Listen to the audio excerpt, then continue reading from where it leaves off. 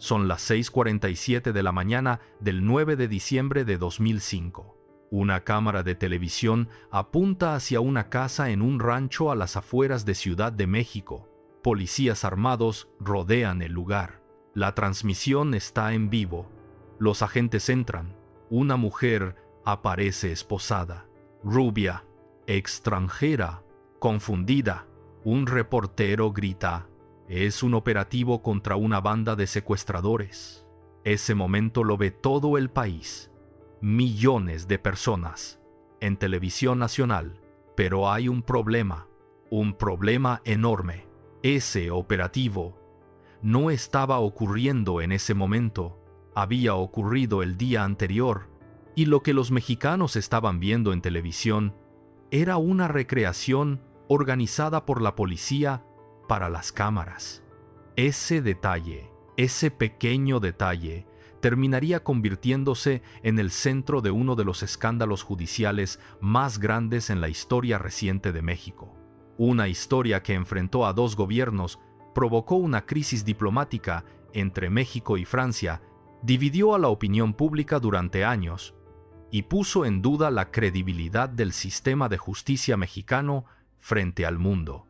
En el centro de todo estaba esa mujer, Florence Cassé, una ciudadana francesa que terminó condenada por secuestro en México y liberada años después por la Suprema Corte de Justicia de la Nación.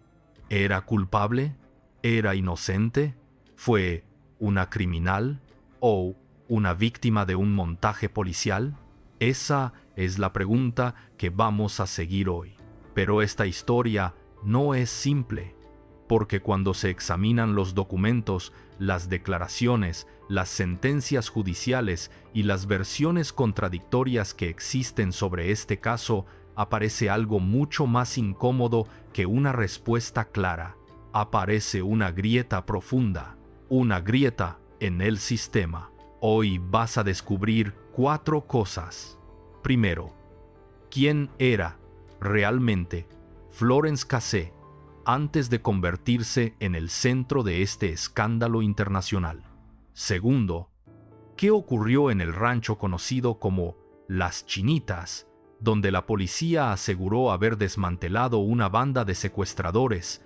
Tercero, ¿por qué la detención que millones de mexicanos vieron en televisión terminó siendo considerada un montaje policial? Y cuarto, ¿cómo un caso judicial terminó convirtiéndose en un conflicto diplomático entre dos países? Te voy a avisar cuando lleguemos a cada punto, pero hay algo importante. Si te vas antes del final, te vas a perder el detalle que explica por qué este caso cambió la relación entre México y Francia durante años. Porque lo que empezó como un operativo policial terminó convirtiéndose en una batalla política internacional. Para entenderlo, hay que regresar al principio. Florence Marie-Louise Cassé Crépin nació el 17 de noviembre de 1974 en Lille, Francia. No era una figura pública. No tenía antecedentes criminales conocidos. Creció en el norte de Francia dentro de una familia de clase media dedicada al comercio. Durante su juventud, trabajó en distintos negocios familiares. Nada que anticipara el escándalo que vendría años después. En 2003, Florence Cassé llegó a México. Ese dato está documentado en los expedientes judiciales del caso. Su intención era trabajar, conocer el país y probar suerte fuera de Francia. Durante su estancia, conoció a un hombre mexicano que cambiaría completamente el rumbo de su vida: Israel Vallarta. Ese nombre es clave, porque según la Procuraduría General de la República, Vallarta era uno de los líderes de una banda de secuestradores conocida como los Zodiaco. Según la acusación oficial, esa banda había cometido varios secuestros en el país, pero aquí aparece la primera zona gris, porque incluso hoy, casi 2 décadas después, el caso sigue lleno de contradicciones. Israel Vallarta fue detenido el mismo día que Florence Cassé. Pero su situación judicial siguió un camino muy distinto. Mientras Florence Cassé fue condenada y luego liberada por la Suprema Corte, Vallarta sigue sin sentencia definitiva después de muchos años en prisión preventiva. Ese solo hecho ya revela algo inquietante sobre este caso. Pero volvamos a diciembre de 2005, porque ese es el momento en que todo explota. La Agencia Federal de Investigación, dirigida entonces por Genaro García Luna, anunció la captura de una banda de secuestradores. 3 víctimas fueron presentadas ante los medios, y Florence Cassé fue mostrada como integrante de esa organización. La escena fue transmitida por Televisión Nacional, pero poco después empezó a surgir algo extraño. Periodistas comenzaron a notar inconsistencias. Las víctimas habían sido liberadas horas antes. El operativo, que se transmitió como en vivo, no lo era. La propia policía admitió después que la recreación había sido organizada para las cámaras. Ese reconocimiento fue clave, porque en derecho penal, una detención manipulada puede invalidar todo el proceso judicial. Y eso fue exactamente lo que comenzó a discutirse en los tribunales. Pero mientras ese debate legal crecía, el caso ya estaba fuera del control de los tribunales. Había entrado en otro terreno, el terreno político, porque el gobierno francés empezó a intervenir. Y cuando un gobierno extranjero interviene en un proceso judicial, el caso deja de ser solo judicial. Se convierte en diplomático. El presidente francés, Nicolas Sarkozy, pidió públicamente que Florence Cassé fuera trasladada a Francia para cumplir su condena. El gobierno mexicano se negó, y lo que empezó como un caso penal se convirtió en una tensión entre 2 países. Pero hay algo aún más inquietante, porque mientras México defendía la culpabilidad de Cassé, cada vez más juristas empezaban a cuestionar la forma en que había sido detenida, el montaje televisivo, las inconsistencias en testimonios, las irregularidades en el proceso. Todo eso empezó a acumularse, y cuando el caso llegó a la Suprema Corte de Justicia de la Nación, la pregunta ya no era solo si Florence Cassé era culpable. La pregunta era otra: si el sistema de justicia mexicano había violado sus propios principios. Y cuando esa discusión llegó al máximo tribunal del país, la decisión que se tomó terminó cambiando todo.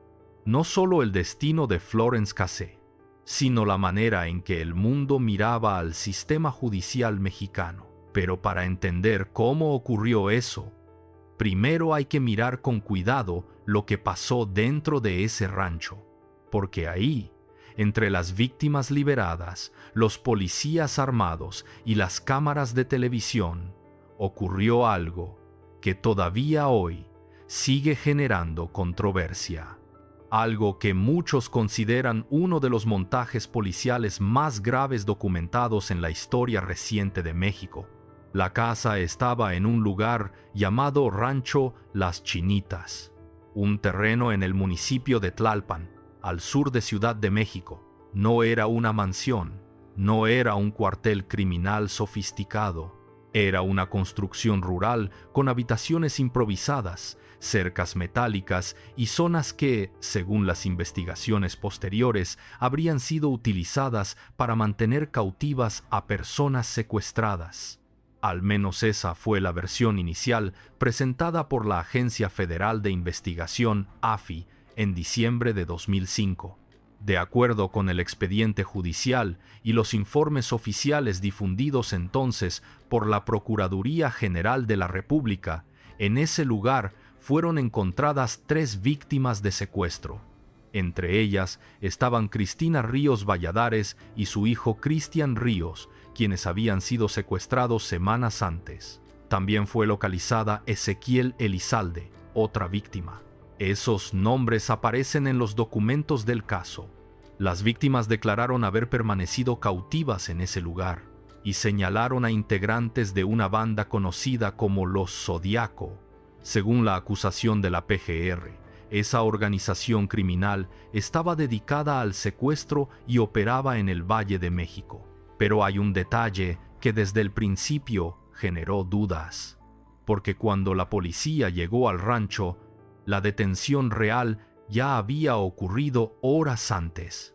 Florence Cassé e Israel Vallarta habían sido detenidos el día anterior, el 8 de diciembre de 2005, en una carretera cerca del rancho.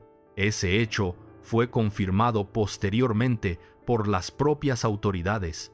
Sin embargo, la mañana del 9 de diciembre, la AFI permitió que varios medios de comunicación, entre ellos Televisa y TV Azteca, presenciaran un supuesto operativo en vivo en el rancho. Ese operativo fue transmitido como si estuviera ocurriendo en ese momento, pero en realidad era una recreación, un montaje.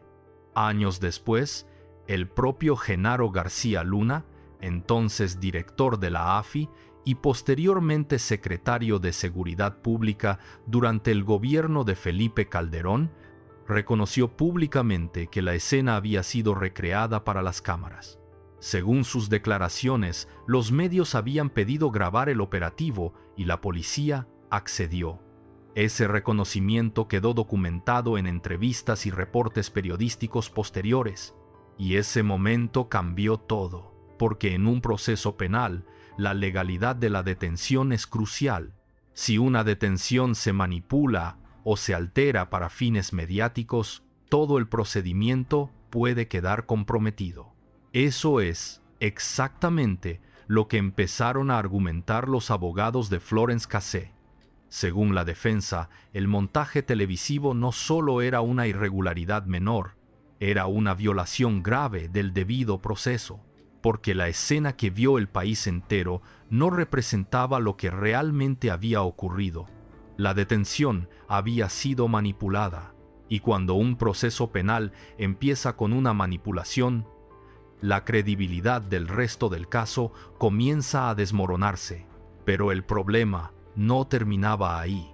Había más inconsistencias, muchas más. Por ejemplo, el momento exacto en que Florence Cassé fue detenida no estaba claro en los primeros reportes oficiales. En distintas versiones aparecían horarios distintos. Eso generó sospechas entre juristas y periodistas que empezaron a examinar el expediente. También surgieron preguntas sobre la forma en que fueron obtenidos algunos testimonios y sobre las condiciones en que las víctimas identificaron a los sospechosos. Es importante aclarar algo aquí. Las víctimas de secuestro sí señalaron a Florence Cassé durante el proceso judicial. Eso está documentado en el expediente. Pero la defensa sostuvo que esas identificaciones pudieron haber estado influenciadas por la forma en que se presentó el caso en televisión, porque millones de personas, incluidas las propias víctimas, habían visto el montaje televisivo donde ella aparecía como integrante de la banda. Eso generaba una pregunta incómoda. Si una persona aparece públicamente como culpable antes de que se realice un juicio, ¿puede contaminarse la percepción de quienes luego deben testificar? Esa fue una de las cuestiones centrales del debate jurídico. Pero mientras los abogados discutían esos argumentos en tribunales, el caso ya estaba generando un terremoto político, porque Francia empezó a intervenir. El gobierno francés sostuvo desde el principio que Florence Cassé no había recibido un proceso justo. La presión diplomática comenzó a crecer. El presidente francés Nicolas Sarkozy pidió públicamente que México permitiera que Cassé fuera trasladada a Francia para cumplir su condena. La petición se basaba en el Convenio de Estrasburgo, un acuerdo internacional que permite que ciudadanos condenados en el extranjero cumplan su pena en su país de origen, pero México se negó. El gobierno mexicano sostuvo que el proceso judicial debía continuar dentro del país, y esa negativa provocó tensiones diplomáticas. Las relaciones entre ambos gobiernos comenzaron a deteriorarse. El caso se convirtió en tema de reuniones bilaterales, en discusiones entre cancillerías, en debates dentro de organismos internacionales, Lo que había empezado como un operativo policial en un rancho de Tlalpan se estaba convirtiendo en un conflicto internacional. Pero mientras los gobiernos discutían, el proceso judicial seguía avanzando. En 2009, Florence Cassé fue condenada en México a 60 años de prisión por secuestro, delincuencia organizada y posesión de armas. Esa sentencia fue confirmada en apelaciones posteriores. Para el sistema judicial mexicano, el caso parecía cerrado, pero no lo estaba, porque la defensa de Cassé llevó el caso al máximo tribunal del país, la Suprema Corte de Justicia de la Nación. Y cuando los ministros comenzaron a examinar el expediente completo, encontraron algo que cambiaría el rumbo del caso. No era solo el montaje televisivo, había más irregularidades, más inconsistencias, más preguntas sobre el debido proceso. Y cuando esas irregularidades empezaron a discutirse dentro del máximo tribunal, el caso dejó de ser una simple revisión judicial. Se convirtió en un examen público del sistema de justicia mexicano, porque si la Corte confirmaba la condena, estaría validando un proceso lleno de irregularidades. Pero si la anulaba, estaría reconociendo que el sistema había fallado en uno de los casos más mediáticos del país. Esa decisión pondría a los ministros frente a una de las preguntas más incómodas del derecho. ¿Qué ocurre cuando el sistema judicial cree haber detenido a una criminal, pero el proceso que llevó a su captura está contaminado? La respuesta a esa pregunta llegaría años después. Y cuando llegó, cambió todo. El caso llegó a la Suprema Corte de Justicia de la Nación en un momento extremadamente delicado. Habían pasado ya varios años desde la detención de Florence Cassé. La sentencia de 60 años de prisión seguía vigente. Y para una parte importante de la opinión pública mexicana, el caso parecía cerrado. Pero dentro del sistema judicial todavía quedaba una instancia, la última, la Corte. Y cuando los ministros comenzaron a revisar el expediente completo, apareció algo que cambiaría el eje de la discusión, porque la pregunta ya no era únicamente si Florence Cassé había participado o no en secuestros. La pregunta se volvió otra: si el proceso que llevó a su condena había respetado la Constitución mexicana. Ese cambio parece técnico, pero en derecho penal es enorme, porque el sistema de justicia no solo debe castigar delitos, también debe hacerlo respetando el debido proceso. Si el proceso está contaminado, incluso una persona culpable puede quedar en libertad. Y esa posibilidad comenzó a aparecer cuando el caso llegó al escritorio de uno de los ministros, Arturo Saldívar Lelo de la Rea. En 2011, Saldívar presentó un proyecto ante la Corte que provocó un terremoto jurídico.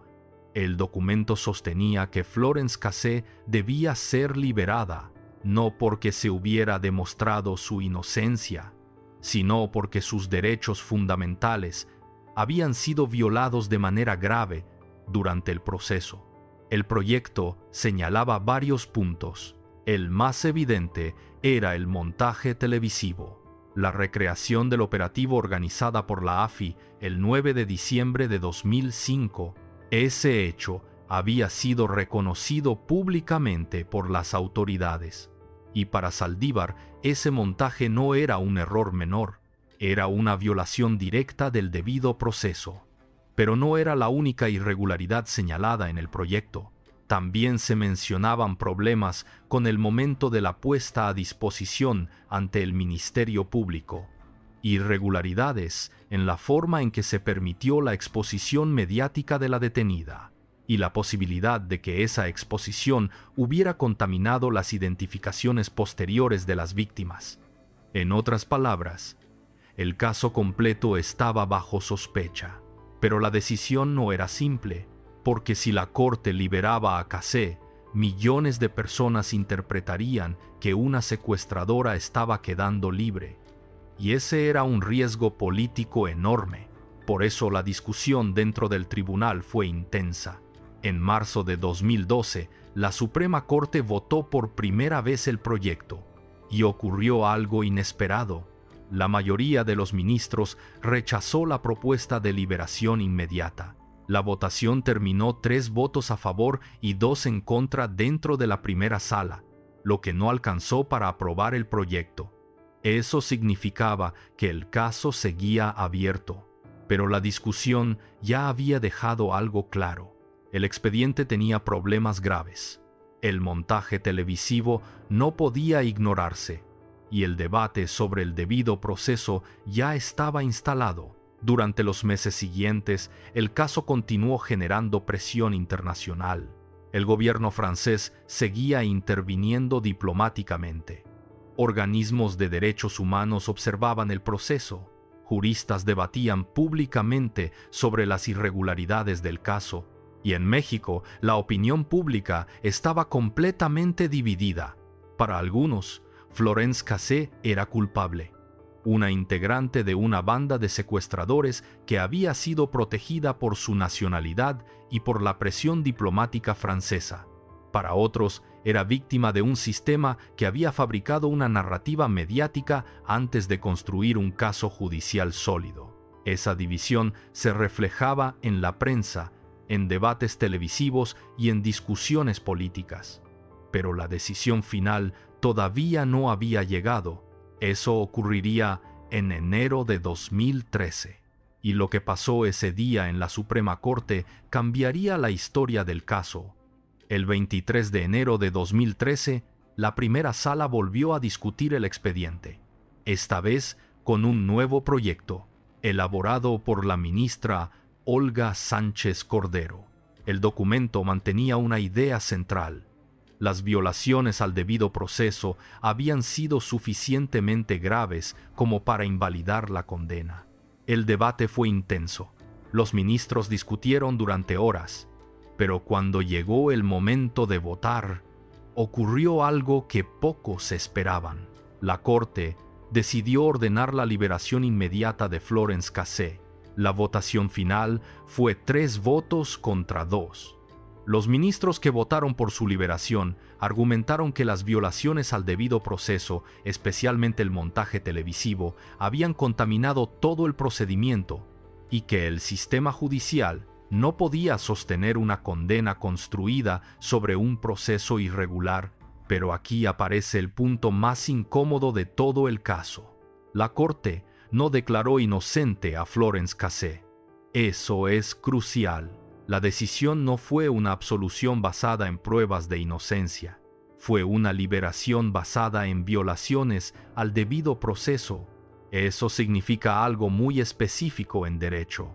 Significa que el sistema falló, que el procedimiento fue inválido y que, en esas condiciones, la condena no podía mantenerse. La decisión provocó una reacción inmediata. En México, muchas personas expresaron indignación. Familiares de víctimas de secuestro denunciaron que se estaba liberando a una criminal. Algunos sectores políticos criticaron duramente la decisión, pero en Francia la reacción fue completamente distinta. Florence Cassé fue recibida como una ciudadana que había sido víctima de un proceso injusto. El presidente francés, François Hollande, celebró públicamente la decisión de la Corte, y el caso se convirtió en un símbolo de las tensiones entre justicia, política y relaciones internacionales. Pero incluso después de su liberación, una pregunta siguió flotando en el aire, una pregunta que hasta hoy sigue dividiendo opiniones. ¿Florence Cassé era realmente inocente? ¿O simplemente fue liberada porque el sistema de justicia cometió errores demasiado graves? La Corte nunca respondió esa pregunta, y quizá nunca pueda responderse completamente, porque cuando un caso judicial se contamina desde el principio, la verdad también se vuelve difícil de reconstruir. Pero lo que ocurrió después de su liberación agregaría otra capa más de controversia a esta historia, porque en cuanto Florence Cassé salió del penal en enero de 2013 y abordó un avión rumbo a Francia, el expediente dejó de ser solo un escándalo judicial mexicano, se convirtió en una herida diplomática abierta. La Suprema Corte ordenó su libertad inmediata y absoluta por violaciones graves al debido proceso, pero dejó intacta la pregunta más incómoda de todas. No resolvió de fondo si ella era inocente o culpable de los secuestros.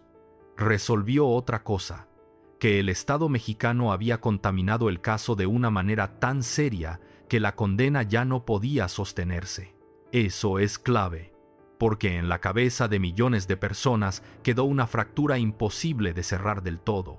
Para un sector, Florence Cassé salió libre porque era francesa, porque hubo presión internacional y porque México cedió ante un conflicto político. Para otro sector, salió libre porque el montaje, la exposición mediática y las irregularidades destruyeron cualquier posibilidad de hablar de un juicio limpio, y ambas lecturas convivieron durante años, alimentando la controversia que todavía rodea el caso.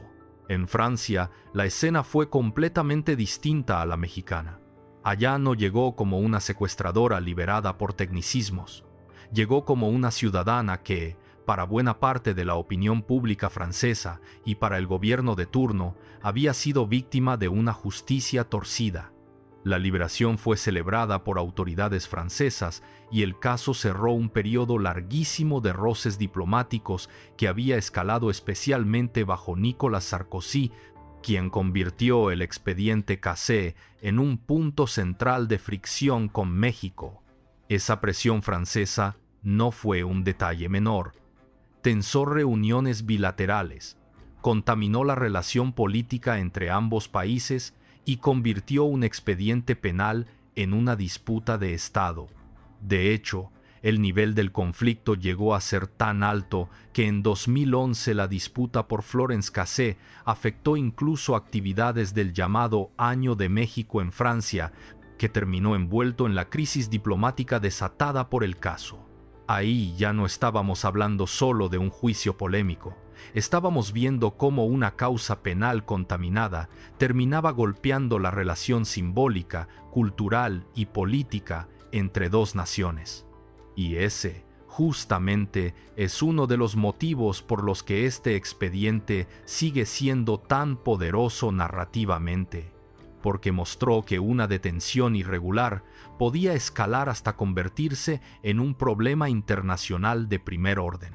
Pero hay algo más oscuro, porque mientras Florence Cassé recuperaba la libertad y volvía a Francia, en México quedaba una pregunta que nunca dejó de incomodar a juristas, periodistas y víctimas.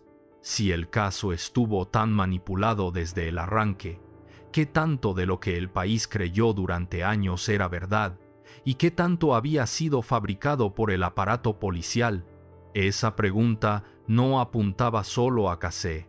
Apuntaba al sistema completo, a la AFI, a la lógica del espectáculo policial, a una época en la que la televisión podía convertirse en extensión del Ministerio Público, y apuntaba, sobre todo, a un nombre que después cobraría todavía más peso en la historia mexicana: Genaro García Luna, entonces jefe de la AFI y años más tarde figura central de otro derrumbe monumental del Estado mexicano. El resumen oficial del caso elaborado por la propia SCJN deja claro que la detención fue escenificada para televisión y que esa exposición masiva vulneró derechos fundamentales de la acusada. Ahí está la revelación real del caso. No solo si Florence Cassé era culpable o inocente, sino algo más devastador: que el sistema mexicano fue capaz de construir una verdad pública antes de construir una verdad judicial. Y una vez que eso ocurre, todo se pudre. Se pudre la percepción pública, se pudren las identificaciones, se pudre la confianza en la prueba, se pudre la idea misma de justicia. Porque cuando el Estado decide montar una escena para las cámaras, ya no está investigando, está produciendo. está escribiendo un guión, está fabricando una narrativa. Y en el caso Cassés, esa narrativa se transmitió en vivo a todo el país. Por eso la controversia nunca terminó realmente en 2013. Siguió viva, siguió latiendo, siguió reapareciendo cada vez que se hablaba de secuestro, de corrupción policial, de televisión y poder, de fabricación de culpables, de debido proceso y de la fragilidad de las instituciones mexicanas. Incluso años después, el destino de Israel Vallarta, detenido junto con Cassés, siguió funcionando como recordatorio brutal de esa herida. Pasó casi 2 décadas preso sin sentencia definitiva y, en 2025, fue reportado como absuelto y liberado. Ese dato posterior no reescribe automáticamente todo el caso Cassés, pero sí agranda la sombra sobre la manera en que aquel operativo y aquel expediente fueron construidos desde el principio. Y entonces la historia cambia de forma. Ya no parece solamente la historia de una francesa detenida en México, parece la historia de un país viéndose en un espejo incómodo, un espejo donde aparecen el montaje, la prisa por exhibir culpables, la confusión entre justicia y espectáculo, y el uso político de un proceso penal hasta convertirlo en un conflicto internacional. Por eso, este caso sigue dividiendo tanto, porque nunca ofreció una pureza moral fácil. No dejó una respuesta limpia, no dejó una verdad cómoda, dejó otra cosa, dejó una sospecha permanente. La sospecha de que, quizá, en el momento en que millones de mexicanos creyeron estar viendo justicia en tiempo real, en realidad estaban viendo una actuación, y si eso fue verdad, entonces el problema nunca fue solo Florence Cassé. El problema era mucho más grande, muchísimo más grande. El problema era todo lo que el caso estaba revelando sobre México, y sobre el precio que podía pagar un país cuando confundía justicia con escenografía. Y lo peor es que todavía falta mirar la parte más incómoda de todas, lo que este expediente hizo con las víctimas, con la credibilidad del Estado y con la idea misma de verdad. Y cuando se habla de este caso, hay un grupo de personas que casi siempre queda en segundo plano: las víctimas. Porque mientras gobiernos discutían, mientras diplomáticos negociaban y mientras juristas analizaban el expediente, había personas reales que habían sido secuestradas, personas que habían pasado días o semanas privadas de la libertad, personas que habían vivido miedo real. Ese es un punto que muchos analistas del caso han subrayado. La controversia internacional alrededor de Florence Cassé terminó eclipsando algo fundamental. Los secuestros sí existieron, las víctimas sí existieron, y sus testimonios formaban parte del expediente. En el proceso judicial mexicano, varias de esas víctimas señalaron a integrantes de la banda conocida como Los Zodiaco. Entre los acusados estaba Israel Vallarta, detenido junto con Florence Cassés en diciembre de 2005. Pero aquí aparece otra de las grandes zonas grises del caso, porque la situación judicial de Vallarta tomó un rumbo completamente distinto. Mientras Florence Cassé fue condenada y posteriormente liberada por la Suprema Corte debido a violaciones al debido proceso, Vallarta permaneció durante años en prisión preventiva. Durante mucho tiempo, su caso avanzó lentamente dentro del sistema judicial. Ese contraste alimentó aún más la controversia. Algunos sectores argumentaban que si el expediente estaba contaminado para Cassés, también debía estarlo para Vallarta. Otros sostenían lo contrario, que las pruebas contra él eran independientes del caso de la ciudadana francesa. Ese debate se extendió durante años y reveló algo profundo sobre el sistema judicial mexicano: la enorme dificultad de separar la verdad de un caso cuando el procedimiento inicial ha sido comprometido. Porque cuando una investigación comienza con irregularidades, cada prueba posterior queda bajo sospecha. Ese fue el gran problema del caso Cassés: el montaje televisivo. Ese momento en que millones de personas vieron en pantalla una detención que en realidad no estaba ocurriendo en ese instante. Ese acto aparentemente menor tuvo consecuencias enormes, porque convirtió un procedimiento policial en un espectáculo mediático. Y cuando un proceso penal se convierte en espectáculo, la línea entre justicia y narrativa pública comienza a borrarse. Eso es exactamente lo que ocurrió en diciembre de 2005. El país vio una escena: policías irrumpiendo, víctimas liberadas, sospechosos capturados, una historia clara, un final aparentemente cerrado, pero la historia real era mucho más complicada. Las detenciones habían ocurrido antes. La escena había sido recreada para las cámaras y la narrativa pública había sido construida antes de que el proceso judicial siquiera comenzara. Ese detalle fue clave en la decisión final de la Suprema Corte, porque el tribunal sostuvo que el derecho al debido proceso incluye algo fundamental: la presunción de inocencia. Una persona no puede ser presentada públicamente como culpable antes de ser juzgada. Y en el caso de Florence Cassé, eso fue exactamente lo que ocurrió. La exposición mediática precedió al juicio, y esa exposición pudo haber contaminado el resto del proceso.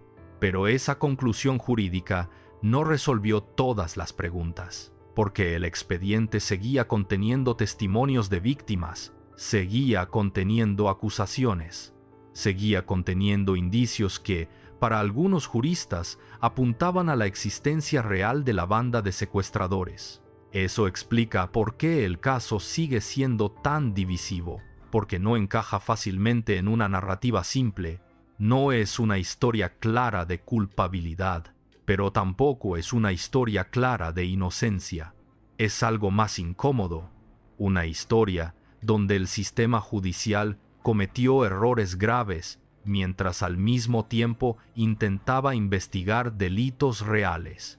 Ese tipo de casos son los más difíciles, porque cuando el proceso se contamina, la verdad se vuelve casi imposible de reconstruir.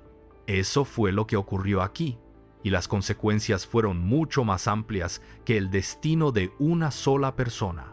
El caso Florence Cassé se convirtió en un ejemplo estudiado en facultades de derecho, un ejemplo sobre cómo las violaciones al debido proceso pueden destruir un expediente entero, un ejemplo sobre la influencia de los medios en la construcción de culpabilidad pública, y un ejemplo sobre cómo un caso penal puede escalar hasta convertirse en un conflicto internacional.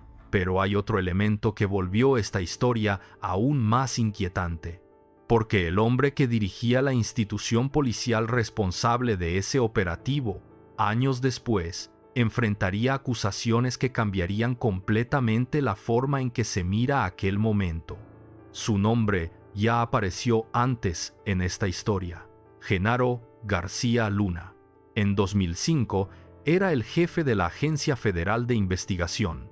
Años después se convertiría en secretario de Seguridad Pública de México, y durante mucho tiempo fue considerado uno de los arquitectos de la estrategia mexicana contra el crimen organizado.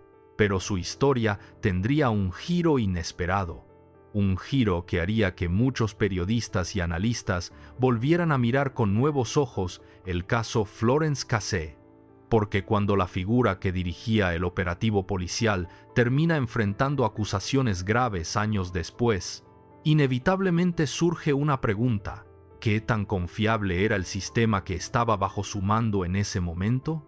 Esa pregunta abriría una nueva capa de controversia sobre uno de los casos judiciales más polémicos de la historia reciente de México.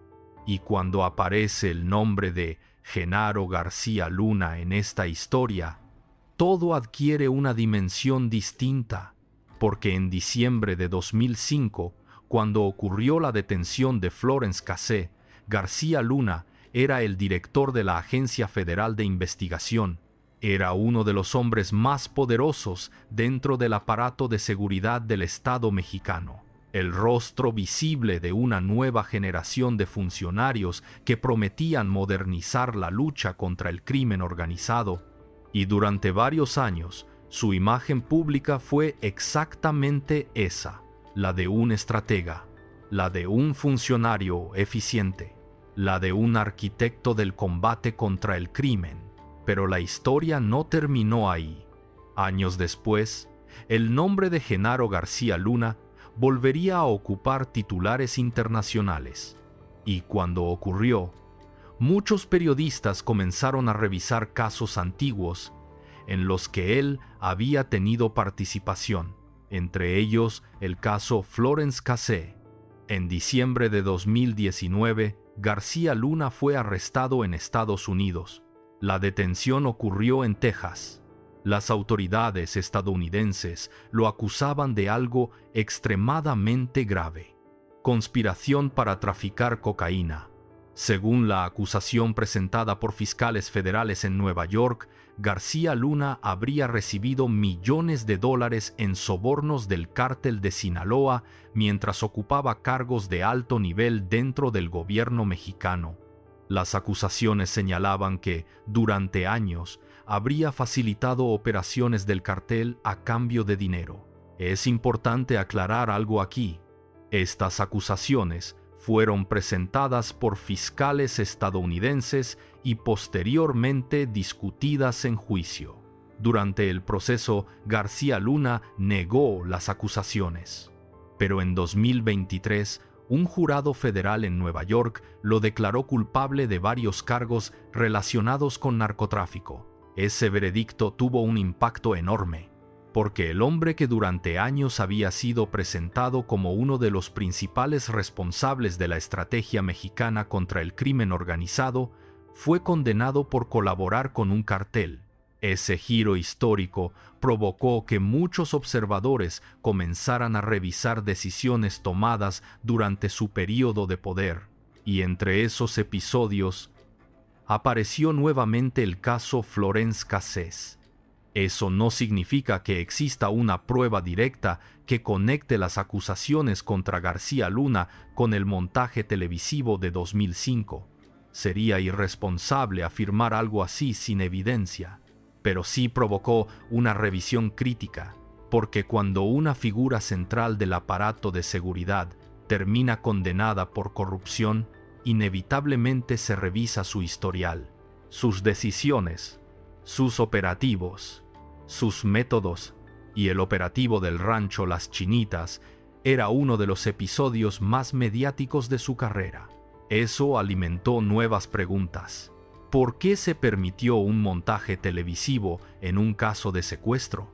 ¿Quién tomó la decisión de recrear el operativo para las cámaras? ¿Fue simplemente un error de comunicación con los medios? ¿O reflejaba una cultura institucional donde el espectáculo mediático tenía un papel central? Esas preguntas nunca han sido respondidas completamente, pero forman parte del contexto que rodea el caso. Y ese contexto es clave para entender por qué la historia de Florence Cassé sigue siendo tan polémica. Porque no se trata solo de una persona, se trata de un momento específico en la historia de México, un momento en el que la televisión, la política, la seguridad pública y la justicia se mezclaron de una manera explosiva. Un momento en el que un operativo policial se convirtió en espectáculo televisivo.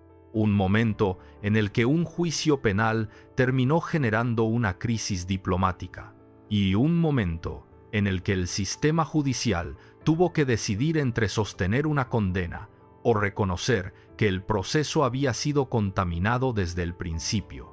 Cuando la Suprema Corte decidió liberar a Florence Cassé en 2013, muchos interpretaron esa decisión como una derrota del sistema de justicia mexicano. Otros la interpretaron como una victoria del Estado de Derecho. Dos lecturas opuestas.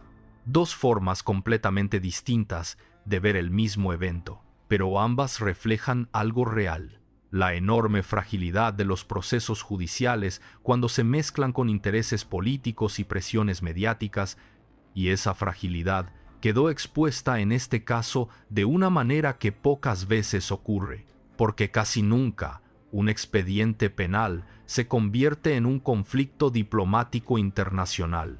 Casi nunca un operativo policial termina siendo reconocido como montaje, y casi nunca una decisión judicial provoca un debate tan intenso sobre la credibilidad de un sistema entero. Pero en esta historia, todo eso ocurrió. Y aún así, todavía queda una pregunta que sigue abierta. Una pregunta que ni los tribunales, ni los gobiernos, ni los años han logrado responder completamente. La pregunta que está en el centro de todo: ¿Florence Cassé fue realmente culpable de los secuestros o fue una víctima de un sistema que necesitaba mostrar resultados? La respuesta depende de a quién se le pregunte, y esa es precisamente la razón por la que este caso sigue generando debate casi 2 décadas después. Pero todavía falta entender algo más, porque para muchas personas, la verdadera consecuencia de este caso no fue la liberación de Florence Cassé, fue el impacto que dejó en la percepción pública de la justicia en México, un impacto que todavía hoy sigue siendo visible. Y el impacto fue profundo, mucho más profundo de lo que parecía en ese momento, porque cuando la Suprema Corte de Justicia de la Nación ordenó la liberación de Florence Cassé en enero de 2013, no solo estaba resolviendo el destino de una persona, estaba enviando un mensaje incómodo, el mensaje de que el sistema de justicia mexicano había fallado en uno de los casos más mediáticos del país. Eso fue exactamente lo que muchos interpretaron. La decisión del tribunal no significaba que los secuestros no hubieran ocurrido. Tampoco significaba que todas las acusaciones fueran falsas. Significaba algo distinto, que el proceso había sido contaminado desde el principio. Y cuando eso ocurre, la justicia pierde su base. Ese principio es uno de los pilares del derecho moderno, el debido proceso. Sin él, incluso las investigaciones legítimas pueden derrumbarse. Eso fue lo que ocurrió en el caso Cassé, pero el efecto no terminó en los tribunales. También golpeó la percepción pública. Durante años, la televisión mexicana había mostrado operativos policiales casi como espectáculos. Cámaras presentes, detenciones transmitidas, sospechosos exhibidos ante el público. Ese modelo había sido común en los años 2000. Pero el caso Cassé expuso el riesgo de esa práctica. Cuando el operativo del Rancho Las Chinitas fue reconocido como una recreación para televisión, la credibilidad de ese modelo se desplomó, porque si ese operativo había sido montado, ¿cuántos otros podían haber sido presentados de forma similar? Esa pregunta empezó a aparecer en debates públicos. Periodistas, académicos, juristas, muchos comenzaron a discutir la relación entre medios de comunicación y fuerzas de seguridad. El problema era evidente. Cuando la justicia se mezcla con el espectáculo, la presión por mostrar resultados puede deformar el proceso, y en el caso Cassé eso parecía haber ocurrido, pero el impacto también fue político. El conflicto diplomático entre México y Francia había durado años. Desde 2009 hasta 2013, el caso fue tema constante en las relaciones entre ambos gobiernos.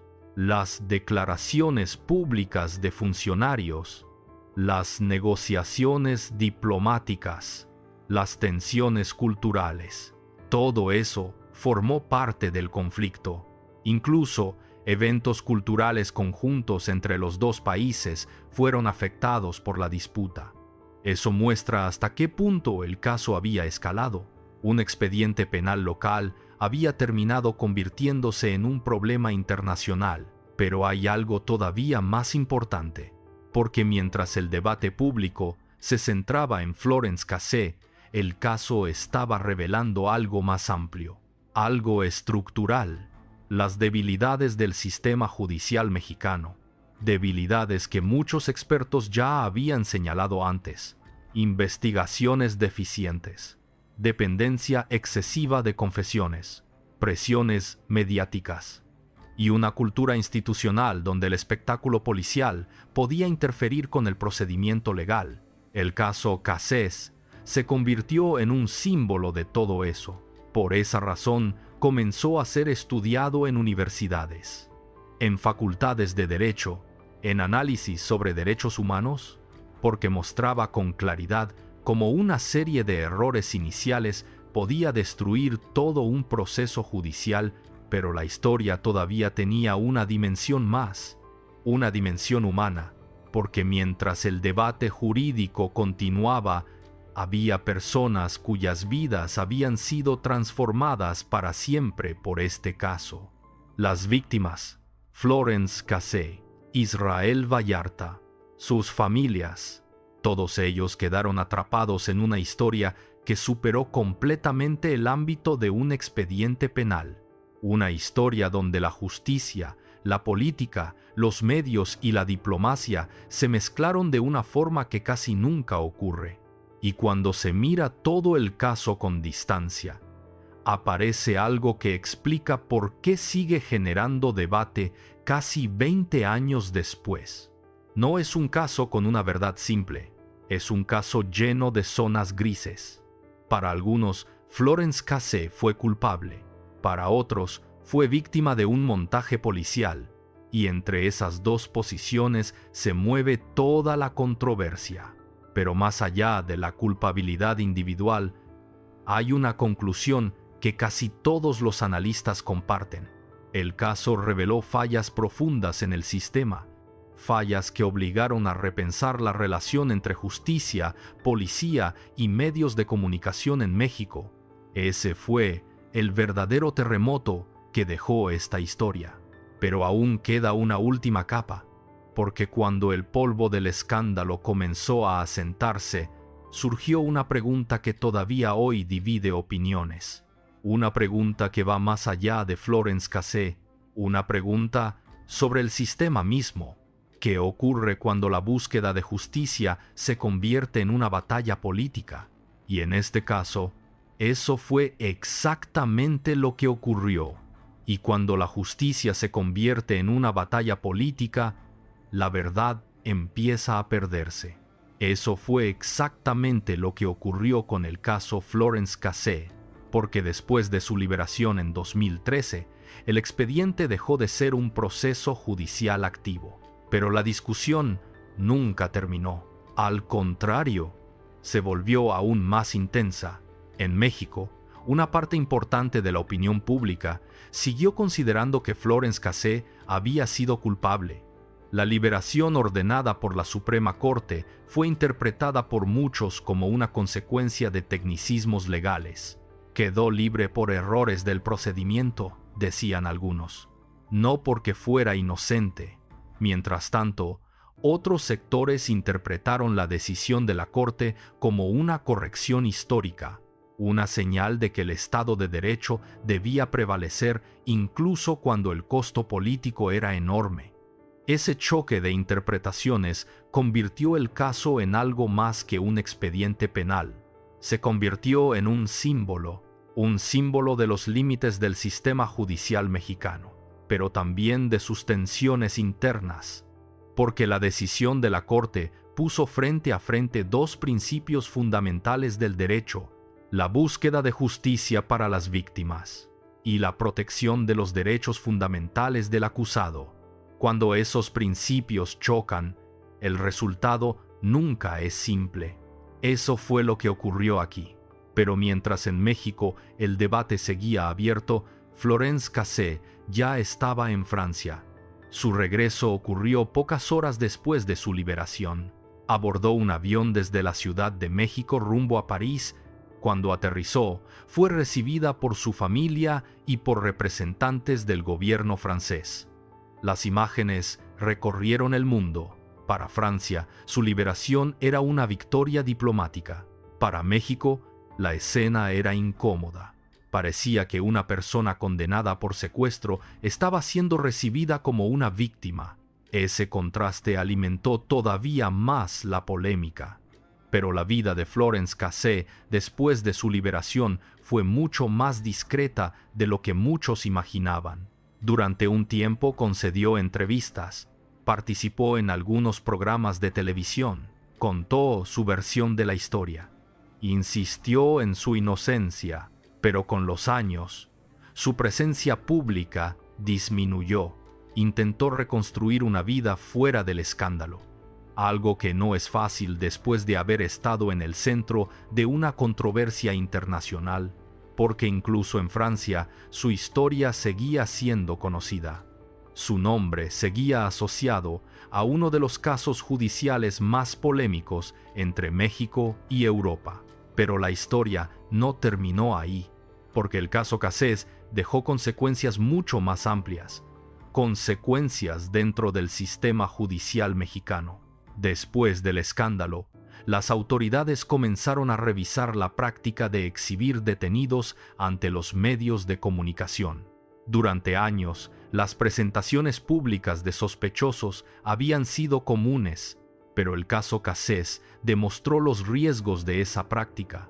Mostrar a una persona como culpable antes de un juicio puede destruir la presunción de inocencia y puede contaminar todo el proceso judicial. Ese fue uno de los aprendizajes más importantes que dejó el caso. Pero hay algo todavía más inquietante, porque cuando se observa esta historia completa, aparece un patrón que muchos analistas han señalado: el uso del espectáculo mediático como herramienta dentro de la lucha contra el crimen. Durante los años 2000, México enfrentaba una crisis de seguridad creciente. Los secuestros eran un problema grave. La presión pública para mostrar resultados era enorme. Y en ese contexto, los operativos policiales comenzaron a convertirse en eventos mediáticos. Cámaras, cobertura en vivo, narrativas claras de culpables y víctimas. Pero el caso Cassé reveló el peligro de ese modelo, porque cuando la justicia se convierte en espectáculo, la tentación de construir historias para las cámaras puede volverse demasiado fuerte. Y cuando eso ocurre, la línea entre investigación y escenografía se vuelve peligrosa. Eso fue lo que ocurrió en el rancho Las Chinitas. Un operativo real, una banda de secuestradores investigada, pero también un montaje televisivo que terminó contaminando todo el proceso.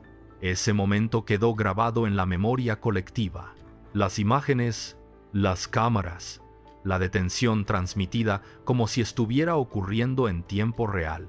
Y años después, el reconocimiento de que aquella escena había sido recreada. Ese fue el punto de quiebre. El momento en que el caso dejó de ser solo un expediente penal y se convirtió en un símbolo de algo más grande. Un símbolo de las tensiones entre justicia, política y espectáculo. Pero aún queda una pregunta que atraviesa toda esta historia. Una pregunta que sigue dividiendo opiniones incluso hoy. Si el operativo fue manipulado, si el proceso estuvo contaminado, si la Corte ordenó su liberación por violaciones al debido proceso, entonces surge una duda inevitable. ¿El sistema estaba intentando mostrar resultados a cualquier costo?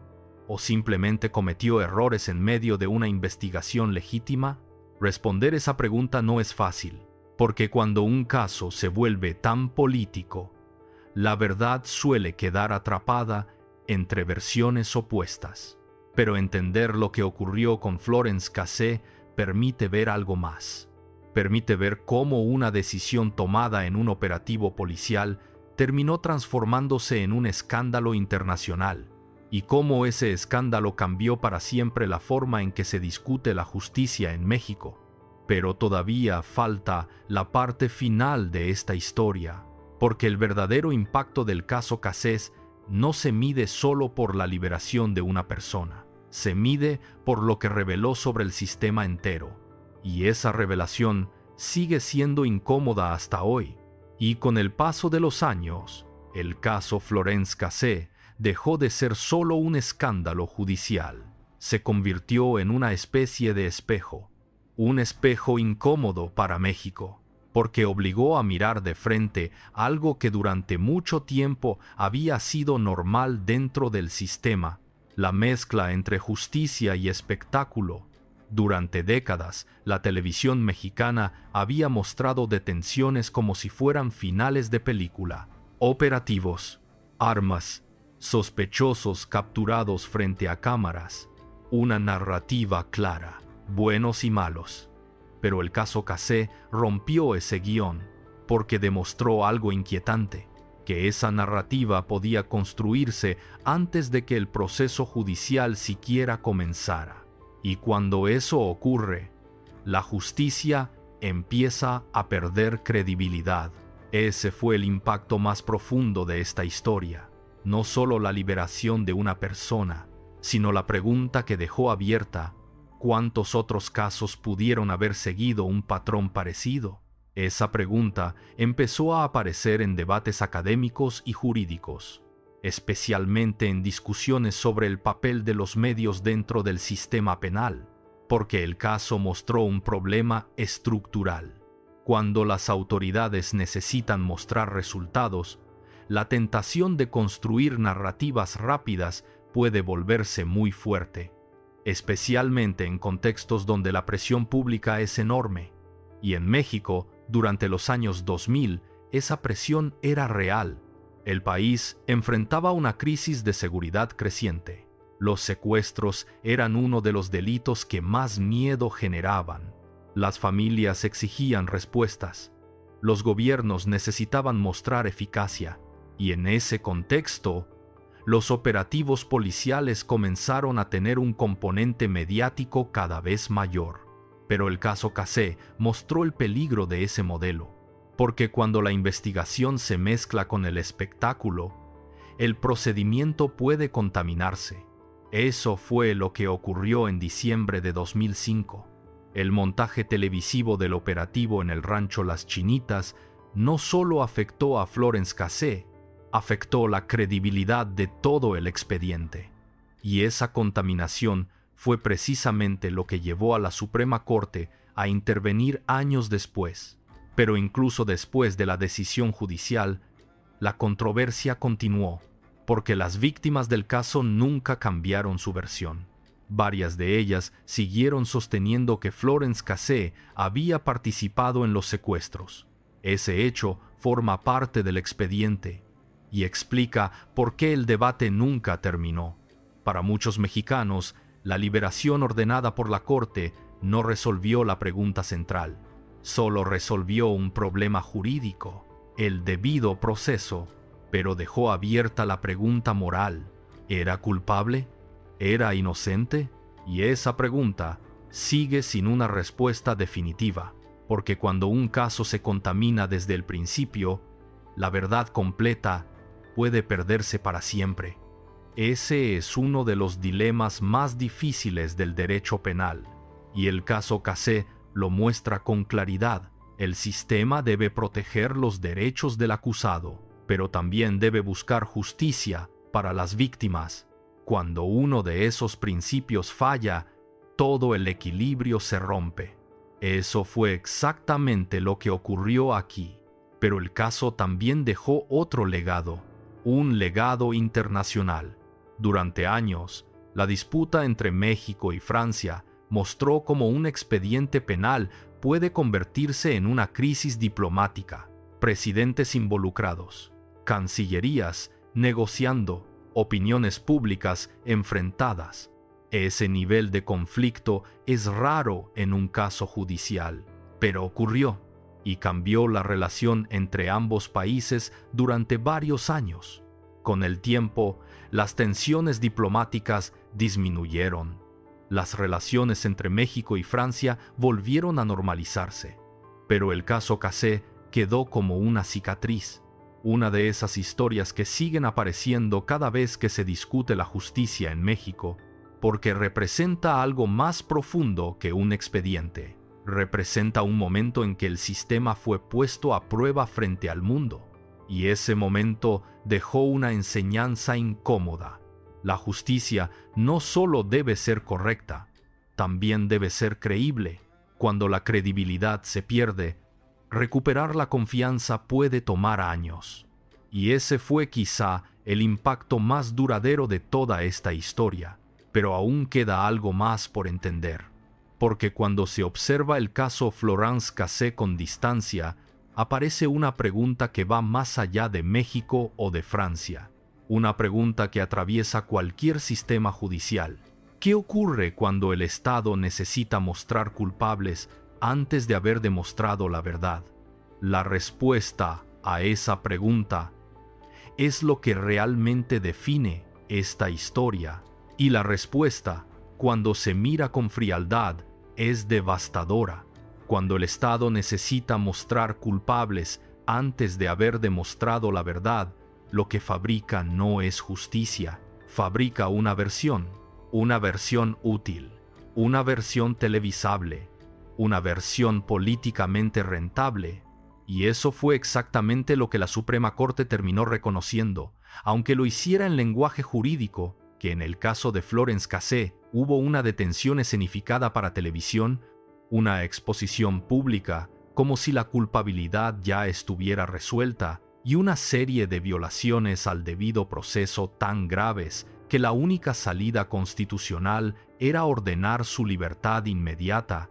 Ese es el corazón de toda esta historia, no una absolución moral total, no una certeza perfecta sobre la inocencia, sino una constatación brutal. El propio Estado dañó el caso de una manera tan profunda que ya no podía exigir que el tribunal cerrara los ojos y siguiera adelante. La Corte no dijo, sabemos que Florence Cassé no hizo nada. Lo que dijo, en esencia, fue otra cosa. El proceso fue corrompido por violaciones constitucionales, y un proceso así no puede sostener una condena válida.